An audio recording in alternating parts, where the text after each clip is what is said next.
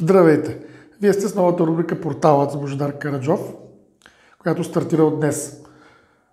Да засегнем първо темата с местните настоящи избори, които са съвсем скоро, както и кои партии ще бъдат с най-голямо влияние спечелили изборите. Първо да започна с изненадата, която ще бъде в Пловдив, тъй като там настоящият кмет, който е на район Тракия, ще бъде голямата изненада за Пловдив, където ще има втори тур. Относно другите големи градове, като София, Варна и повечето, както и Бургас, действително ще говорим за втори тур почти навсякъде, като ГЕРБ основно ще запази влиянието си в големите градове. Тук е и голямата изненада за някои от другите по-малки градове, като да кажем Перник, където в момента е доста двуполюсен модела, но там също десните партии ще вземат превес. Относно битката за Варна, откъдето съм все пак и аз родом, също ще имаме втори тур. И тъй като това видео ще се излучи още преди да е изминал и първия тур, за това не споменавам и имена още от сега. Но пак казвам, повечето от кметовете, които са настоящи, ще запазят своите лидерски и сегашни кметски мандати. Той ще спечелят нови. Изненадата най-голяма се очаква и ще бъде в Пловдив, повярвайте ми. За изненада, може би на мнозина, ГЕРБ ще бъде първа партия. Първа политическа партия с най-много кметове. Следвани от доста други, които са и по-малки партии, дори не всички парламентарно представени. На доста от местата ще има избрани кметове, дори които не са издигнати от големите партии. Говоря особено за по-малките градове. Но ново дъно ще достигнат БСП.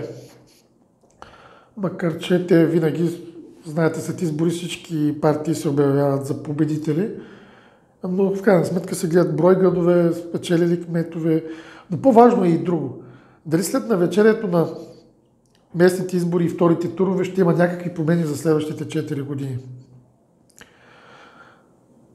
Без да окуражавам на празно хората, следващите 4 години ще бъдат пълноценни почти за всички региони в България.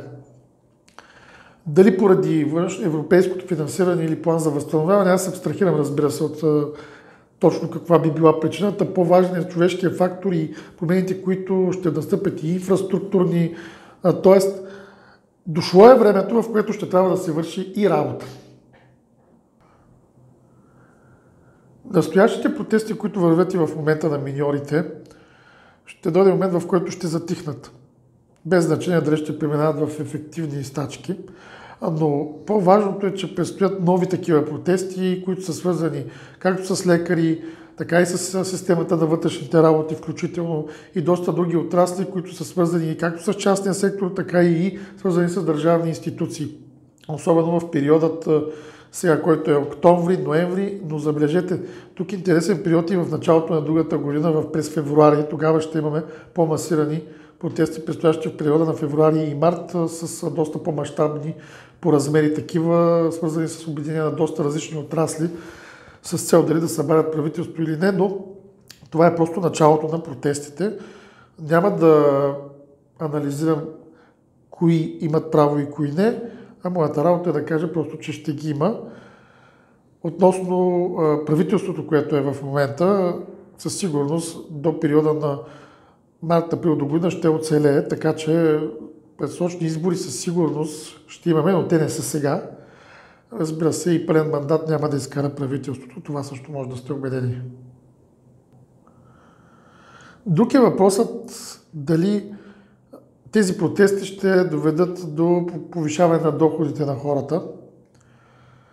Стана ясно, да, минималната работна заплата ще бъде увеличена, тя е увеличена и ще бъде, но инфлацията, макар и забавяща се в момента, предстои още един лек пик, който е за леко повишаване на инфлацията, може би е нормално и през зимата, но това е също периода между януари и март, който съвпада с икономическите трусове, които предстоят не само в България, но и в световната икономика, което както ще дигне и основните лихвени проценти на банките от януари месец, което няма да се отрази толкова добре на нашите доходи, разбира се.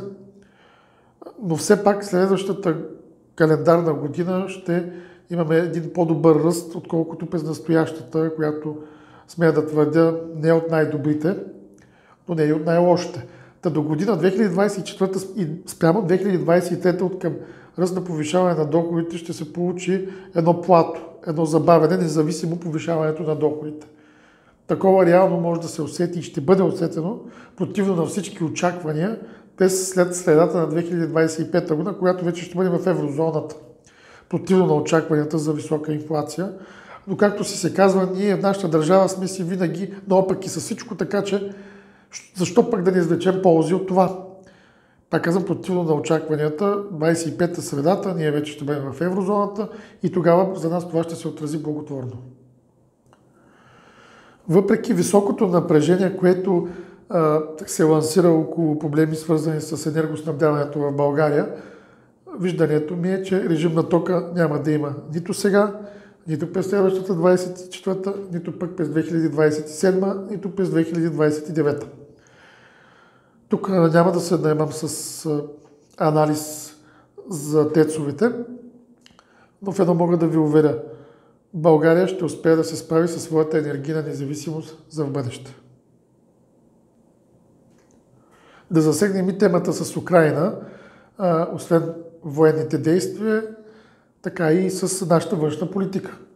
Нашата външна политика ще бъде последователна с продължаващо съдействие от наша страна и въоръжаване на Украйна с възможностите, които имаме.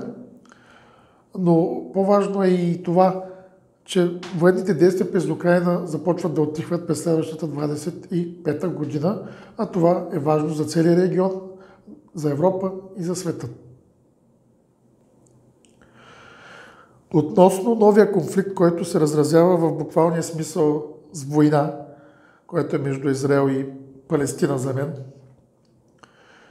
ще има една сравнително доста бърза офанзива, свързана с доста жертви, много икономически последствия, трайно настаняване на израелските войски в района на Персийския залив и ивицата Газа. Но в рамките на следващата година до март ще успее да се нормализира обстановката чисто геополитически. Там напрежението всички знаем от поне 50 години, но по-същественото е, това няма да доведе до Трета световна война и Израел ще спечели тази. И нека обявя моето гостуване през месец ноември в Благоевград, което ще бъде свързано и с проекта Индиго, за който бях удостоен с награда. Но в същото време, освен проучванията, които продължавам, ще гостувам и на града, където, знаете, може да се запишете за лично посещение на служебния телефон. Благодаря ви за вниманието.